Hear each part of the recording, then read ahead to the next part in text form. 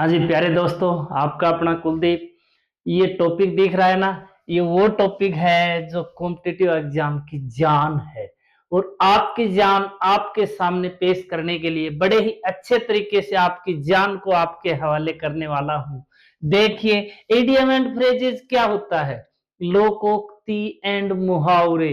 गांव में बोला जाता है ना, मम्मी पापा बहुत बार ऐसे सेंटेंस अपने को बोल देते हैं जो कोई मुहावरा होता है, जो कोई लोकोक्ति होती है, कोई वाक्यांश होता है। फ्रेजेस का मतलब वाक्य का अंश। तो क्या होते हैं ये? चलिए अपन शुरू करते हैं, टाइम वेस्ट नहीं करूंगा आपका 1% भी। बड़े चुन चुन के लाया हूं, चुन चुन के, और बड़े इजी तरीके से आपको करवाऊंगा रे। ए बैड हेयर डे, पहला आपका होने वाला एक बैड, बुरा हेयर, बाल, एक बुरे बाल का दिन। तो इसको याद करने के लिए देखो भी, आप याद करोगे, ये आपकी आई है, यहां पे आपकी आई कभी कभी क्या करती है, फड़कती है, आंख फड़कती है ना। मम्मी भी बोलती है मेरी दाई आंख फड़कती है, बाई आंख फड़कती है। तो आपकी बुरी वाली आंख कब फड़केगी? अब बुरी आंख फड़केगी, याद कर लो, बैड हेयर को मतलब आंख के जो बाल है वो आपके कुछ न कुछ से उल्टा संकेत दे रहे हैं। The day when everything goes wrong, वो दिन जब हर चीज क्या हो रही हो, गलत हो रही हो, वो दिन आपका होता है ए बैड हेयर डे। मतलब उस दिन आपके साथ कुछ अच्छा होता नहीं है। That day is called a bad hair day. समझ गए? आप याद कर लेना इसको कि मेरी बाई आंख फड़कती है, दाई आंख फड़कती है। तो ये बैड हेयर डे होता है। आपकी आंखों के बाल वो आपके होने वाले दिनचर्या को शो कर रहे होते हैं। वैसे ये एक सुपरस्टिशन है, but you can remember it by the idiom. Okay, next देखना कितना प्यारा लेके आए हो पेटे। क्या है? ए बेड ऑफ रोजेज। दो इडियम आपको यहां से करवाने वाला हूं। यानी गुलाब के फूलों का बिस्तर, कभी सोए हो क्या? हाँ जी। ये क्या होता है, बहुत ही अच्छी फीलिंग देता है अभी। Pleasant, joyful, full of happiness, मतलब जहां पर कोई परेशानी नहीं होती हो, ऐसी सिचुएशन। क्या कह रहा है? इजी एंड जॉयफुल सिचुएशन, मतलब बहुत ही मस्त माहौल में जीने दे। बहुत ही मस्त माहौल जो होता है ना, that is called A bed of roses. अब यहां से यानी गुलाबों का जो बिस्तर हो, तो वहां पे मस्त माहौल होता है ना। इसी प्रकार से आप एक इडियम और याद कर लीजिए, ए बेड ऑफ थॉर्न। ये दोनों पूछे जाते हैं भाई, ये भी पूछी जाती है, ये भी पूछी जाती है। तो ये जॉयफुल है, तो ये क्या होती है, फुल ऑफ प्रॉब्लम्स। क्या होती है? Full of problems situation. Thorn का मतलब कांटे, कांटों का बिस्तर, कांटों का बिस्तर, वहां भी समस्या ही समस्या होंगी, है ना। क्या समस्या है रे आपको? तो ये बेड ऑफ थॉर्न होता है और ये बेड ऑफ रोजेज होता है। जी हाँ, नेक्स्ट इडियम, ये बहुत ही अच्छी है भाई। देखो इसको याद भी करवाऊंगा। A bird in hand is better than two in bushes. Bushes का मतलब झाड़ी। अब देखिए, शिकारी लोग होते हैं, उनसे याद करवाऊंगा कि शिकारी के हाथ में एक पक्षी और उसको झाड़ी में दो दिख गए। अब वो हाथ वाले को छोड़ के झाड़ी वाले को पकड़ने के लिए, जाल बिछाने के लिए दौड़े, तो वो हाथ वाला भी भाग गया। तो ऐसा काम कभी नहीं कीजिए। जो आपके पास है उसको गवा के और पाने की लालसा कर रहे हो ना, ये मूर्खता है। That is called stupidness. वो अपने गांव में दादी माँ मम्मी बोलती है ना कि गोदी वाले को गिरा के पेट वाले की उम्मीद नहीं करनी चाहिए। देखो गांव की कहावत यहां तक पहुंच गई, अंग्रेजों तक पहुंच गई। गांव की कहावत, गोदी वाले को घेर के पेट वाले की आस नहीं करनी चाहिए। क्यों भाई? अरे वो पाला पोसा है आपका, और वो तो आएगा, क्या पता आएगा। तो क्या कह रहा है, what you have is better then any hope of getting more. जो तेरे पास है ना, उसको गवा के कुछ और प्राप्त करेगा, उसकी लालसा मत कर। कितना अच्छा है, कितनी अच्छी बात है। और ये एक बहुत ही मोरल एजुकेशन भी दे रही है। मतलब जो है उसको गवा के और पाने की लालसा कर रहा है, that is not good and beneficial. तो बहुत अच्छा है कि देखो, झाड़ी में जो पक्षी है उसको पाओगे। शिकारी लोगों, ओ शिकारियों, आप भी तो बड़े शिकारी हो। आप क्या करते हो कि इसको गिव अप कर दूं, इस फ्रेंड को गिव अप कर दूं, और वो फ्रेंड है ना उससे सेटिंग कर लूं, है ना, फ्रेंडशिप कर लूं। अरे भाई साहब, इसको गवा के वो बनेगा नहीं बनेगा, दैट इज नॉट क्लियर। तो ऐसा काम नहीं करने का होता। पहले ये है ना, इसके साथ ही अपनी जिंदगी को, अरे दोस्त है तेरा भाई। ए बर्ड्स आई व्यू। अब देखो पक्षी, पक्षी किसी को भी देखेगा ना वो सरसरी निगाह से देखेगा। ओवरव्यू, ओवरव्यू मतलब पक्षी। अब यहां से दो क्वेश्चन बनते हैं। एक तो बर्ड्स आई व्यू मतलब सामान्य दृष्टि से देखना, सबको एक नजर से देखना, सबको एक नजर से। एक होता है जॉइंडिस आई व्यू, ये भी बहुत बार आती है। जॉइंडिस का मतलब होता है बेटा जिसके क्या हो गया हो, कोई पीलिया हो गया हो, मतलब पक्षपात करना। ये बहुत ही अच्छी इडियम है, बहुत बार आती है, बहुत बार आती है। बायसनेस, क्या करना बेटा, पक्षपात। पक्षपात किसी के साथ करोगे वो कहलाता है जॉइंडिस आई व्यू। देखो कभी कभी होता है ना बेटा, वो एक कहावत है कि अंधा बाटे रेवड़ी घर घर को दे, मतलब वो पक्षपात कर रहा है, ये एक कहावत है। वैसे ही क्या होता है बर्ड्स आई व्यू, वो सबको समान दृष्टि से देखता है। जैसे किसी देश का कोई लीडर है तो वो पूरे देश के लोगों को एक नजर से देखता है। कहने में आ गई, वैसे लीडर होते नहीं है। जॉइंटिस आई व्यू फेवर करना, एक पार्टी की तरफ फेवर करना और दूसरी पार्टी की तरफ फेवर नहीं करना, दैट इज कॉल्ड जॉइंटिस। एक और है ईगल्स, ईगल्स आई व्यू, ये भी याद कर लेना। अब ईगल किसी को, बाज की दृष्टि, आपकी भी दृष्टि कैसी होनी चाहिए, बाज। और वो बाज से वो एक शायरी याद है क्या, झूठी शान के परिंदे ही ज्यादा फड़फड़ाते हैं मेरे दोस्त, बाज की उड़ान में कभी आवाज नहीं होती। तो उड़ान होनी चाहिए आपकी बाज के जैसे होनी चाहिए, झूठी शान के परिंदे मत बनो, ठीक है ना। ईगल्स आई व्यू का मतलब क्या होता है, बहुत ही अलर्ट होके देखना। क्या करना, अलर्ट व्यू। किसी को भी देखोगे ना बड़े अलर्ट होके देखोगे, निशाना साधा गोली, मतलब बड़ा निशाना आपका होगा ना। ईगल है वो अपने अपने प्रे पे अटैक करेगा डायरेक्ट, उसी के ऊपर नजर गड़ा के रखेगा, वो इधर उधर की बातें नहीं करेगा, इधर उधर की नजर नहीं दौड़ाएगा। चलिए बेटा, ए ब्लेसिंग इन डिस्गाइज, ये भी एक अच्छी, हर क्वेश्चन है ना वो आया हुआ है, ऐसे नहीं उठा लिए मैंने, हर क्वेश्चन आया हुआ है। A blessing in disguise, disguise का मतलब होता है हिडन, क्या होता है, हिडन। वैसे डिस्गाइज का मतलब होता है प्रीटेंड, दिखावा करना। डिस्गाइज बेस बदलने को भी बोलते हैं।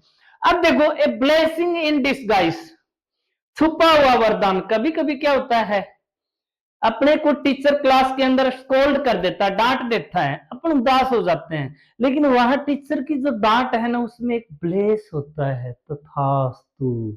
तो कभी कभी माँ बाप की डांट में भी प्यार छुपा होता है ना, वही बात यहाँ पर कही गई है। हिडन फेवर यानी छुपा हुआ आपके ऊपर एहसान करना है। अपने देखो आप नाना नानी के घर जाते हो ना, तो आपकी नानी जी जो है ना वो आपको ऐसे मुट्ठी बंद करके रुपए देती है, वो मामा मामी जी से डरते हुए आपको रुपए देती है ना, तो वो क्या है, वो ब्लेसिंग इन डिस्गाइज है। और जब आप मुट्ठी वाले रुपए जेब में डाल देते हो, या वो नानी आपकी जेब में पहले से ही रुपए डाल देती है और बाद में कहती है कि जेब में घर से बाहर निकल के हाथ डाल के देखना रे मेरे नाती, और इनको बोलते हैं, और बाद में देखते हो नानी जी धन्य हो आप। तो ये क्या होता है, blessing in disguise, hidden blessing. उसने आपको बेस बदल के, देखो सांता क्लोज वगैरह जो आते हैं, कभी कभी ऐसा हो जाता है आपको आपको क्या होता है मेरे प्यारे इंसानों, इंसान के रूप में भी कभी भी भगवान मिल सकते हैं, कभी भी किसी इंसान के रूप में आपको भगवान मिल सकता है, और वो आपको क्या दे सकता है, कोई अच्छा ब्लेस। अब देखो भाई नेक्स्ट है ए ब्लू आइड बॉय। अब देखो नीली आंखों वाला लड़का जो सबका फेवरेट हो, सबका फेवरेबल हो, सबका फेवरेबल हो, उसी को क्या बोलते हैं, ब्लू आई बॉय। मतलब कोई परिवार में हो, ये वो बोलते हैं ना बेटा, एप्पल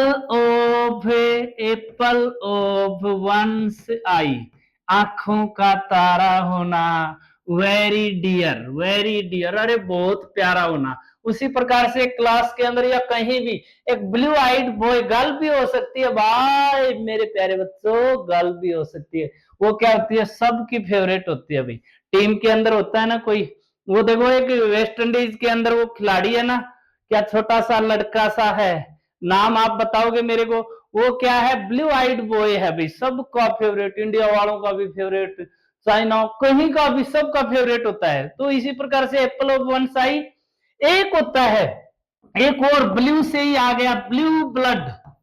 ब्लू ब्लड ये क्या होता है, ब्लू ब्लड किसको बोलते हैं तो बताओगे आप, शाही खून, नीला खून, ये बोला जाता है एरिस्टोक्रेट। एरिस्टोक्रेट का मतलब जो राजा के परिवार से बिलोंग करे, उस बच्चे को या उस लड़के को या उस इंसान को क्या बोला जाता है, ब्लू ब्लड, शाही, रॉयल, रॉयल रॉयल रॉयल, आपने वो देखा ना, रॉयल इनफील्ड, रॉयल स्टेज, है ना, ये सारे ब्लू ब्लड के इंसान होते हैं। तो ब्लू से याद कर लेना, blue blood, blue boy favourite, apple of one eye very dear, एक ही होता है बेटा ब्लू ब्लड, बहुत ही राजा के परिवार से। ब्लू, ब्लू वर्ड है ना, ये रॉयल वर्ड है भाई, ये क्या होता है, रॉयल परिवार से ये वर्ड आया है ब्लू। नेक्स्ट चलिए, ए बोल्ट फ्रॉम द ब्लू, यानी बोल्ट, बोल्ट का मतलब होता है बेटा झटका, यानी ब्लू से आसमान से बिजली गिरना, बिजली गिरी बिजली गिरी बिजली गिरी, किस पे गिरी, अब ये आसमान से जो बिजली गिरती है ना, इसका मतलब अपने घर पे गिर गई मान लो, तो ये अनएक्सपेक्टेड, आपने सोचा थोड़ी, एक सेकंड पहले तक नहीं पता है गिरेगी किस पे गिरेगी, तो ये एक बहुत बड़ी आफत आ जाती है, बिना सोचे, बिना प्लान किए, बिना चाहे, अनएक्सपेक्टेड एंड अनप्लीजेंट प्रॉब्लम क्या होती है, अनएक्सपेक्टेड एंड, जो न सोची गई है, न उम्मीद की गई है और न चाही गई है, ऐसी प्रॉब्लम को बोलते हैं बोल्ट फ्रॉम द ब्लू। कभी कभी देखो पीछे कोरोना काल आ गया, तो बहुत सारे लोगों के लिए कोरोना क्या था, बोल्ट फ्रॉम द ब्लू, तो यही होता है अभी। अभी किसानों के लिए ओलावृष्टि हुई है, राजस्थान के बहुत सारे जिलों में हुई है, चूरू जिले में खासकर, that is bolt from the, और उसमें तो बिजली गिरी है, ओले गिर गए, किसानों की फसलें तबाह, खलास, मार दिया किसानों को जिंदे जी, मतलब खेत की तरफ देख रहे हैं ना, तो किसान इतने मायूस हो जाते हैं, लेकिन किसान तो भाई किसान है, उम्मीदें, हौसला नहीं तोड़ते हैं वो लोग, अगली बार वो उसी हिम्मत के साथ उठते हैं और भगवान को कहते हैं कि भगवान तू तेरा कर्म कर, हम अपना कर्म करेंगे, और तू तेरा, क्योंकि तेरा कर्म है मिटाना और बनाना, और हमारा कर्म है उगाना और काटना, और उसमें पानी, मेहनत करना, हम मेहनत करेंगे। क्या पता भगवान को भी क्या मंजूर है, मेहनत करने वालों पे फिदा नहीं होता है, लेकिन एक न एक दिन तो फिदा होती है, क्योंकि मैंने ये बात कहीं पढ़ी है कि सक्सेस है ना, सक्सेस, उसकी एक बात होती है कि वो मेहनत करने वालों पे फिदा हो जाती है। तो बोल्ट फ्रॉम ब्लू, बोल्ट बिजली का झटका याद कर लेना, बिजली गिरी, ब्लू का मतलब होता है आसमान, ब्लू का मतलब थोड़ी देर पहले नीला बता रहा था, वो नीला, आसमान भी तो नीला होता है प्यारे बच्चों, तो यहाँ पे ब्लू का मतलब है स्काई को बोलते हैं भाई। नेक्स्ट है ए बोन ऑफ कंटेंशन, ये बहुत बार आता है भाई, बोन ऑफ कंटेंशन, इसका सिनोनिम एक और है, उस सिनोनिम को क्या बोला जाता है, एन एप्पल ऑफ डिस्कॉर्ड। अब देखो भाई, याद करवा दूंगा, याद करवा दूंगा। अब देखो भारत में सबसे ज्यादा सेब कहां होते हैं, आप कहते हो सर कश्मीर में। इंडिया और पाकिस्तान की लड़ाई का मेन कारण कौन है, आप कहोगे सर कश्मीर। डिस्कॉर्ड का मतलब होता है फाइट, डिस्कॉर्ड का मतलब क्या होता है, फाइट। तो भारत में सबसे ज्यादा सेब कश्मीर में होते हैं, और कश्मीर ही भारत और पाकिस्तान की फाइट का मेन कोज है। तो क्या लिखा हुआ है, रूट ऑफ कॉन्फ्लिक्ट, कॉन्फ्लिक्ट का मतलब होता है फाइट, क्या होता है, फाइट, फाइट का मतलब होता है क्वेरल, क्वेरल, क्वेरल का मतलब होता है डिस्प्यूट, क्या होता है, डिस्प्यूट, आर्ग्यूमेंट, यानी विघन की जड़, ए बोन ऑफ कंटेंशन। वो कुत्ते वाली कहानी आपको याद है ना, कि कुत्ता नदी के ऊपर से नदी पार कर रहा था, उसे अपने मुंह में हड्डी लेके जा रहा था, पानी में हड्डी दिखी, तो बोन, बोन का मतलब हड्डी, कंटेंशन विवाद, विवाद की हड्डी, तो रूट ऑफ कंफ्लिक्ट, कॉन्फ्लिक्ट का मतलब विवाद, लड़ाई का जड़, विघन की जड़ कहते हैं ना, विघन की जड़, जब दो दोस्त आपस में लड़ते हैं, तो एक लड़की आके कहती है अरे मत लड़ो, तो उनमें से एक बोलता है you are the bone of contention, तू ही तो है वो विघन की जड़, तेरी वजह से तो हम दोनों दोस्तों के बीच में क्या हो रही है, खिंचातान। तो यही होती है बोन ऑफ कंटेंशन। समझ में आया भाई? एप्पल ऑफ डिस्कॉर्ड भी इसी को बोला जाता है। दोनों बार बार आते हैं, बार बार, पता नहीं कितनी बार आ गए भाई, ठीक है ना? तो याद करोगे। नेक्स्ट आ जाइए, ये देखो ये विघन की जड़ है भाई, ठीक है। अब नेक्स्ट आपका क्या है? ए बुल इन चाइना सोप। देखो बुल, बुल बुल मीन्स खगड़, गोदा, बैल, ठीक है, सांड। अब क्या होता है? चाइना सोप, चाइना का माड़ा आपको पता ही है, बहुत ही नाजुक होता है, इसकी कोई गारंटी को नहीं, चल जाए तो 10 दिन नहीं चले तो 2 दिन नहीं चले, चले तो 5 साल चले जाए। तो इसी प्रकार से चाइना के सामान की एक दुकान है, उस दुकान में बैल आ गया। अब वो क्या करेगा? वो सामान को तहस नहस कर देगा, उस नाजुक से सामान को। वो बहुत ही टेम्परेरी सामान है, उसकी कोई गारंटी वारंटी तो होती नहीं है भाई। तो यहां पे क्या कह रहा है? एक clumsy and unwanted person, Badda और अनचाहा इंसान, अनचाहा इंसान, जैसे 10-15 महिलाएं बातें कर रही है और उन महिलाओं के बीच में कोई पुरुष आ जाए, तो वो पुरुष उनके लिए क्या होता है? Bull in China shop, China की दुकान में सांड आ गया।